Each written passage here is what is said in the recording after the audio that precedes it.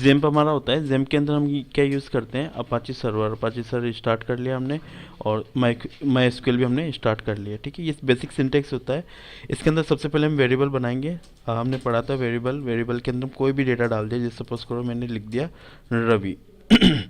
रवि जैसे मैंने लिखा, और रवि के अंदर मैं इसको नॉर्मली प्रिंट करा रहा हूँ, $A करके मैंने रवि को प्रिंट कराना चाहा। तो देखो इसको रन करने का तरीका क्या होता है, तो मैंने आपको सिखाया था। रन करने के लिए आपको क्या करना है, आपको लोकल होस्ट यूज़ करना है। लोकल होस्ट के बाद आपको क्या यूज़ करना है, इसके अंदर आपको फोल्डर का नाम डालना होगा, ठीक है।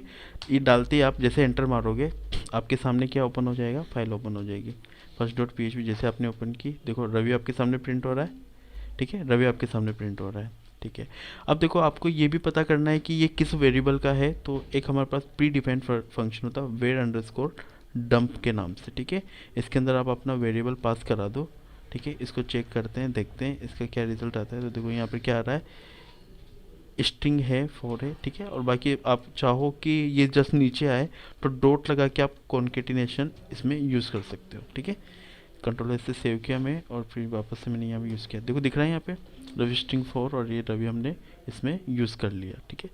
नेक्स्ट हम इसमें चलते हैं कि और हम क्या काम कर सकते हैं। सपोज करो आपने $B इक्वल्स टू आपने 551 इसमें यूज़ कर लिया।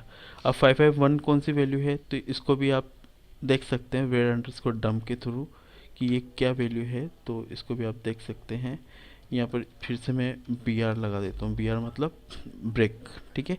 और ये हमारा बी वेरिएबल है, बी वेरिएबल सेव किया हमने। देखते हैं, देखो इंटीजर टाइप का है, ठीक है।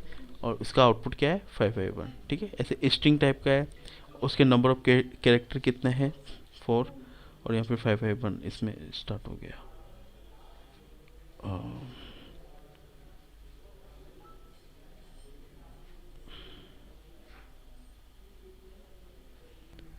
ठीक है, तो यहाँ पर मेरे पास प्रिंट हो रहा है। आपने देखा यहाँ पर $A वेरिएबल है, ठीक है। डॉलर जहाँ भी लग जाएगा वो वेरिएबल बन जाएगा। ये आपका स्ट्रिंग डेटा था। इसका var underscore dump predefined function है। ये हमें क्या प्रोवाइड कर रहा है कि आपका डेटा टाइप क्या है, उस चीज़ को इसने हमें प्रोवाइड कर दिया, ठीक है। अलग अलग वेरिएबल के हिसाब से यहाँ पर हमारी ये चीज़ क्लियर हो जाती है, ठीक है। अब सिंपली हम इसमें ये देखेंगे कि ये तो हमारा बन गया, चलो ठीक है। नेक्स्ट प्रोग्राम हम एक लूप के लिए यूज़ कर लेते हैं कि इसमें लूप वगैरह कैसे बनते हैं, कैसे लगाते हैं, ठीक है। तो सिंपल से मैंने यहाँ पर फॉर लूप के लिए या फिर लूप लिख दिया, सिंपल लूप डॉट PHP के नाम से कर लिया, ठीक है। अब लूप क्या चीज़ होती है, तो लूप आप PHP डायरेक्ट भी यूज़ कर सकते हो उसकी बजाय, ठीक है। अब देखो सिंपल हम क्या करेंगे, जैसे फॉर लूप यूज़ किया, लूप आप सब ने पढ़ा हुआ होगा पहले से कि लूप नॉर्मली क्या है। जैसे कोई भी चीज़ हमने स्टार्ट की, जैसे मैंने $i इक्वल्स टू 1 से स्टार्ट किया, ठीक है। और $i लेस देन मैंने क्या किया, 11 कर दिया, और $i मैंने क्या कर दिया, प्लस प्लस कर दिया, ठीक है। मैं बात करता हूँ कि ये क्या होता है आपका, ये होता है आपका इनिशलाइजेशन, मतलब स्टार्टिंग कहाँ से कर रहे हैं, एक से। ये होता है आपका कंडीशन अगर ट्रू होती है तो ये अंदर चला जाता है, और फॉल्स होती है तो ये बाहर चला जाता है, ठीक है। ये आपका होता है termination via increment via decrement होता है, ठीक है। तो ये इंक्रीमेंट के थ्रू आपका यहाँ पर हो रहा है, ठीक है। अब मैं बात करता हूँ यहाँ पर कि मेरे को प्रिंट करना है, ठीक है। प्रिंट करना है मेरे को, तो मैं कैसे प्रिंट करूँ, $i, ठीक है। और इसमें साथ में मैं ब्रेक भी लगा दूंगा ताकि जब भी प्रिंट हो उसके बाद ही अगला डेटा है, ठीक है। अब चलते हैं हम यहाँ पर मैंने क्या किया, जो हमारा पहले बना हुआ था लोकल होस्ट, उसी को हम यूज़ कर रहे हैं, उसी फोल्डर में गए। देखो दूसरे नंबर का हमारा क्या लूप आ रहा है। लूप में अगर हम देखेंगे तो 1 से लेकर 10 तक हमें यहाँ पर काउंटिंग शो हो रही है। यहाँ तक क्लियर है सबको, कैसे। सबसे पहले 1 के लिए चलेगा, 11 से छोटा है तो अंदर चला गया, और उसने किस इको पे क्या आई क्या था, 1 प्रिंट कर दिया। फिर दोबारा चला, दोबारा अब इसका इंक्रीमेंट हो चुका है 1 से, ठीक है, तो 2 हो जाएगा, ठीक है। 2 भी 11 से छोटा है तो फिर अंदर गया, यहाँ पर क्या हो गया, 2 प्रिंट हो गया, फिर ठीक है। इस टाइप से हमारा ये चलता रहेगा, ठीक है। दूसरा लूप यूज़ कर लेते हैं हम। दूसरे लूप का जो तरीका है वो हम एक नाम का एक वेरिएबल ले लेते हैं, उसमें 11 मैंने से वैल्यू इनिशलाइज कर दी, ठीक है। इसके अंदर मैं क्या यूज़ करता हूँ, मैं वाइल यूज़ कर रहा हूँ, ठीक है। वाइल कैसे काम करता है, $J के अंदर मैंने यहाँ पे कर दिया 21। देखो 21 क्या है, कंडीशन है, ठीक है। 11 से स्टार्ट होगा, अगर ये कंडीशन ट्रू होती है तो अंदर जाएगा, ठीक है। अंदर जाके सेम हम इसी की तरफ फिर से यूज़ कर लेते हैं। क्या यूज़ किया हमने, इस बार हम प्रिंट करा रहे हैं, यहाँ पर J प्रिंट करवा रहे हैं, ठीक है। और यहाँ पर मैं क्या कर दूंगा $J प्लस प्लस। तो इस हिसाब से देखते हैं इसका क्या आउटपुट आता है। तो ये हमारा ये 11 से स्टार्टिंग हुई और यहाँ पर हमारा नीचे 20 तक आ रहा है। ठीक है, तो यहाँ पर भी हमारा किस टाइप से हो गया ये, एक तरीके से यहाँ से इनिशियलाइज हुआ 11। ठीक है, कंडीशन देखिए 21 से छोटा है 11, अंदर चला गया, इको में इसने इसको प्रिंट कर दिया। ठीक है, तीसरा हम देखते हैं इसमें, तीसरा वाला जो तरीका है हमारे पास है, तीसरे वाले तरीके में डू वाइल यूज़ करेंगे। ठीक है, 3 तरह के लूप होते हैं, for loop, while loop, do while loop. ठीक है, अब मैं यहाँ पर यूज़ कर रहा हूँ आपका $K इक्वल्स टू, मैंने यहाँ पर यूज़ किया 21। ठीक है, 20 मैंने यूज़ किया। यहाँ पर मैं डू यूज़ करूँगा। ठीक है, डू के अंदर मैं डायरेक्ट क्या डाल दूँगा, हमारी कंडीशन डाल दूँगा, जो मेरी कंडीशन है। जैसे कि मेरी कंडीशन क्या है कि मेरे को के को प्रिंट करा देना है। के क्या है हमारे पास, 21 प्रिंट हो जाएगा और 21 इंक्रीमेंट हो जाएगा, जो भी इंक्रीमेंट होना होगा। ठीक है, इसमें सबसे ये थोड़ा लूप अलग है बाकी लूप के कंपैरिजन। क्यों? क्योंकि ये क्या करता है, सबसे पहले आपका रन हो जाता है, देन उसके बाद कंडीशन चेक करता है। ठीक है, ठीक है, ये सेव किया हमने। अब इसको रन करते हैं, इसको भी देखते हैं हम। इसको भी अगर मैं देखूंगा तो दिख रहा है आपको 21 से स्टार्टिंग होगी और आपका ये।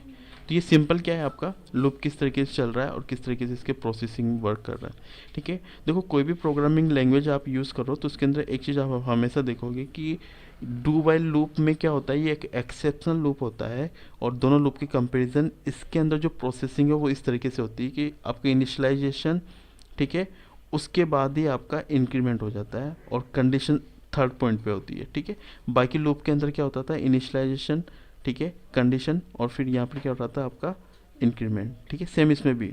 ठीक है, इनिशियलाइजेशन, कंडीशन और टर्मिनेशन। यहाँ पर क्या हो रहा है आपका, इनिशियलाइजेशन और टर्मिनेशन और फिर कंडीशन। ठीक है, तो कभी कभी ऐसी सिचुएशन अगर हमारे सामने बन जाए कि हमें एक बार के लिए लूप चलाना है तो हम इस लूप को फॉलो करते हैं, डू वाइल लूप को। ठीक है, तो यहाँ तक हमारा क्या हो जाता है, एक तरीके से आपने लूप बनाना भी सीख लिया कि इस तरीके से हम इसमें लूप बना सकते हैं। ठीक है, अब एक छोटी सी चीज़ और सीखेंगे हम साथ में।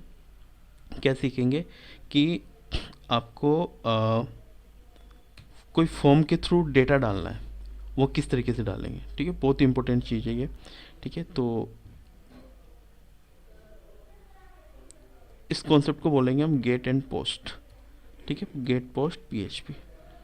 ठीक है, क्योंकि मेथड होते हैं आपके सिंपल, आप HTML के थ्रू इसको बना लो।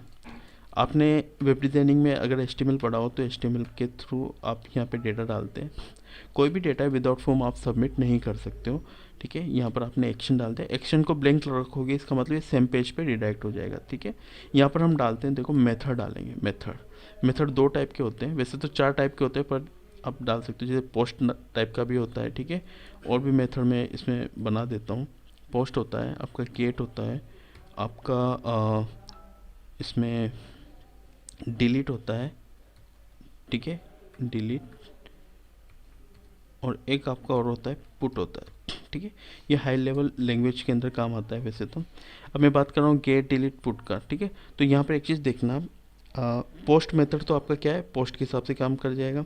गेट मेथड जो आपका है, ये मेथड आपका काम करेगा डेटा को रिट्रीव करने के लिए, फेच करने के लिए। ठीक है, डिलीट आपका डिलीट के लिए, पुट आपका अपडेट के लिए यूज़ होता है। ठीक है, हाई लेवल लैंग्वेज में जो यूज़ होता है पुट को, आप उस तरीके से यूज़ कर सकते हो। ठीक है, हमारा अभी गेट और पोस्ट से कंसर्न है, तो अभी पोस्ट के तरीका देखेंगे हम।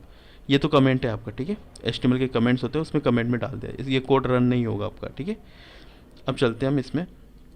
जैसे मैंने यहाँ पर डाल दिया, ये लिख दिया मैंने वैल्यू 1। ठीक है, और यहाँ पे इनपुट डाल दिया, इनपुट टाइप क्या लिखा मैंने, टेक्स्ट। ठीक है, नेम के अंदर मैंने क्या डाल दिया, वैल्यू 1 है तो V1 इसको नेम दे दिया। ठीक है, यहाँ पर मैं इसको BR लगा के ब्रेक कर देता हूँ। ठीक है, यहाँ पर मैंने इसको कॉपी किया और पेस्ट कर दिया। ठीक है, ये 2 कर दिया। ठीक है, यहाँ पर मैं अगर देखूँ तो V2 मैंने इसमें यूज़ कर लिया, वैल्यू 2। ठीक है, तीसरा मैं यहाँ पर डाल देता हूँ इनपुट टाइप सबमिट। ये क्या चीज़ है, मैं जैसे सबमिट करूँगा तो क्या होगा, तो यहाँ पर मैंने एक नेम दे दिया अपने हिसाब से SB, कुछ भी नेम दे सकते हो, मैंने SB नेम दिया है। ठीक है, तो एक फॉर्मेट सामने बना हुआ है, ठीक है, इसको मैं देखता हूँ, इसका रिज़ल्ट मैं देखता हूँ कि मेरे पास रिज़ल्ट क्या बना हुआ है। फिर से हम इसको वापस से रन कर लेते हैं। देखेंगे यहाँ पर गेट पोस्ट, तो मेरे सामने एक फॉर्म बना हुआ है। ठीक है, इसमें मैं कुछ भी डाल रहा हूँ तो अभी कोई भी एक्शन इसमें परफॉर्म नहीं होगा। ठीक है, ये मैंने कुछ भी लिख के डाल दिया, कुछ भी नहीं हो रहा, नॉर्मल है। ठीक है, अब देखो मैं क्या करूँगा, यहाँ पर ये जो मैंने सबमिट किया है और ये एस बी लगा हुआ है, तो इसका मैं पी एच पी कॉल करा लूँगा। पी एच पी कहीं भी कॉल करवा सकते हो आप। तो फिलहाल एक पेज के अंदर ही कॉल करवा के देख रहे हैं। यहाँ पर जो एस बी बना हुआ है इसको हम यहाँ पर कैसे कॉल करेंगे, तो एक प्री डिफाइंड फंक्शन होता है, इफ़ इज सेट $_ पोस्ट। ठीक है, $_ के अंदर मैं यहाँ पर देखूंगा, देखो यहाँ पर $_ पोस्ट के अंदर मैं क्या करूँगा, एस बी। एस बी क्या चीज़ है आपकी, नेम। मतलब जैसे इस बटन पे क्लिक हो रहा है तो ये कहाँ जा रहा है, इस पे जा रहा है। इससे एक प्री डिफाइंड फंक्शन है $_ पोस्ट मेथड है, इसलिए तो कि यहाँ हमेशा आपको स्मॉल रखना है और यहाँ ये कैपिटल है। ठीक है, इनके बारे में बाद में डिस्कस करेंगे। ये ग्लोबल वेरिएबल्स होते हैं, $_ पोस्ट, गेट, आपके अलग अलग तरीके के आपको देखने को मिलेंगे। ठीक है, अब मैं यहाँ पर क्या यूज़ कर रहा हूँ, v1 एक वेरिएबल बनाया, यहाँ से ये वैल्यू उठा के लाया है v1 को। ठीक है, पर ये किस मेथड के थ्रू लाया है, $_ पोस्ट, तो यहाँ पे मेरे को क्या लगाना पड़ेगा, $_ पोस्ट लगाना पड़ेगा। ठीक है, इसके अंदर मैंने क्या डाल दिया, v1। ठीक है, इस v1 की जो वैल्यू है, स्मॉल v1 है तो स्मॉल v1 डाल दिया। इस v1 की जो वैल्यू है वो $v1 के अंदर चली जाएगी। ठीक है, सेम मैं $v2 के लिए भी यूज़ कर लेता हूँ। ठीक है, $v2 के लिए भी यूज़ कर लेता हूँ डॉलर। ठीक है, $v2 के लिए भी मैंने यूज़ कर लिया। अब मैं इसको प्रिंट करा सकता हूँ। कैसे प्रिंट कराऊंगा, तो मैं एक सी नाम का वेरिएबल ले लेता हूँ, इसके अंदर $v1 प्लस $v2। ठीक है, इसको मैं इको करा सकता हूँ $c। ठीक है, ये मैंने यहाँ पे इको करा दिया $c। आपका क्या है यहाँ पर, तो $c एक वेरिएबल आपका बन गया जो कि आपको प्रिंट कराएगा किसकी, $v1, इसकी वैल्यू जो होगी और इसकी वैल्यू जो होगी, दोनों वैल्यू को ये यूज़ करेगा। ठीक है, सेव किया, वापस से रन करते हैं। अब देखते हैं इसको। ठीक है, जैसे मैंने 5 लिखा, 4 लिखा है और 5 लिखा। ठीक है, और जैसे मैं इसको सबमिट करूँगा तो मेरा क्या रिजल्ट आ रहा है, 9 आ गया। ठीक है, तो ये मेरा रिजल्ट आ गया। तो ये कैसे पॉसिबल हो पा रहा है, एक बार फिर से समझेंगे हम। फॉर्म में है, पोस्ट मेथड यूज़ हो रहा है, v1 सिंपल एक इनपुट बॉक्स को v1 नेम दिया है, v2 नेम दिया है, सबमिट बटन को भी नेम दिया है। नेम देना कंपलसरी है। ठीक है, और इसको मैंने पास कराया है यहाँ पर एस के अंदर। ठीक है, एस पोस्ट के थ्रू, पोस्ट यहाँ पर मेथड यूज़ किया है इसलिए यहाँ पर ये चला गया। ठीक है, अब सेम प्रोसेस हम इसमें देख लेते हैं गेट का। ठीक है, और दोनों प्रोसेस में जो डिफरेंस है वो भी देखेंगे कि दोनों में डिफरेंस क्या नज़र आ रहा है। ठीक है, इसी को मैं कॉपी करके इसी को मैं यूज़ कर लेता हूँ। ठीक है, ठीक है, ये दूसरा मेथड है। दूसरे मेथड में मैं क्या कर रहा हूँ, यहाँ तक 2 मिनट, 2 मिनट। ठीक है, गेट दिख रहा है आपको यहाँ पर। ठीक है, गेट जो है, जहाँ भी आपने पोस्ट यूज़ किया है वहाँ सब पे आप क्या यूज़ कर लोगे, गेट। ठीक है, और यहाँ भी आप क्या यूज़ कर लो, गेट। ठीक है, जहाँ भी पोस्ट लिखा हो वहाँ गेट यूज़ कर लो। बस दोनों में डिफरेंस देखेंगे हम कि दोनों में डिफरेंस क्या आ रहा है। ठीक है, और सबमिट बटन भी अलग अलग बना लेते हैं। ठीक है, SB1।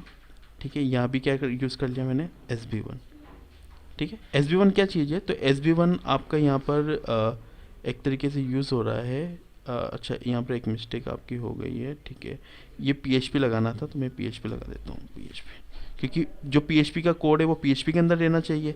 ठीक है, वो सिंपल HTML का कोड था तो वो हमने बाहर रख दिया। SB1 पे ये जैसे सबमिट होगा। अब देखते हैं, देखो दोनों में क्या डिफरेंस आ रहा है। ऊपर हमने पहले डेटा किया था, ठीक है, नीचे भी डेटा है हमारा, दोनों तरीके हैं हमारे पास। चाहो तो मैं इसको टाइटल के थ्रू अलग से दिखा देता हूँ, गेट मेथड। ठीक है, और ऊपर वाला भी रख देते हैं अपन पोस्ट मेथड, ताकि दोनों चीज़ें प्रॉपर वे में आपके सामने आ जाएगी।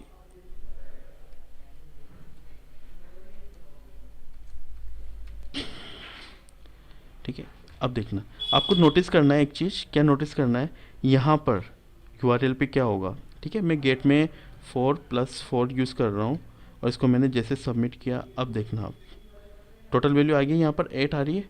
ऊपर क्या आ रहा है देखो, V1 में क्या वैल्यू जा रही है, V2 में क्या वैल्यू जा रही है, पूरा आपको शो कर रहा है। ठीक है, ठीक है, दोबारा से चलते हैं हम। ऊपर वाले तरीके में करता हूँ मैं 4 और 4, और इसको मैंने सबमिट किया, आपको 8 वैल्यू मिल रही है, पर ऊपर कुछ दिख रहा है। ठीक है, ठीक है, तो यहाँ से चीज़ क्लियर होती है कि पोस्ट में जो डेटा है वो ऊपर यूआरएल में शो नहीं होता है, गेट का डेटा यूआरएल में शो होता है। ठीक है, इसके 3 डिफरेंस है, वो मैं आपको नोट्स में प्रोवाइड कर दूंगा। ठीक है, पोस्ट और गेट में दोनों में क्या डिफरेंस होता है, जो पोस्ट आपका होता है उस पोस्ट के अंदर आपका जो डेटा है वो यूआरएल पे शो नहीं होता है। ठीक है, इसलिए इसको सिक्योर मेथड बोला जाता है। गेट का डेटा यूआरएल पे शो हो जाता है, इसलिए ये अनसिक्योर मेथड होता है। ठीक है, आज की क्लास में इतना ही करेंगे। ठीक है, बाकी आप नेक्स्ट क्लास में देखें। ठीक है।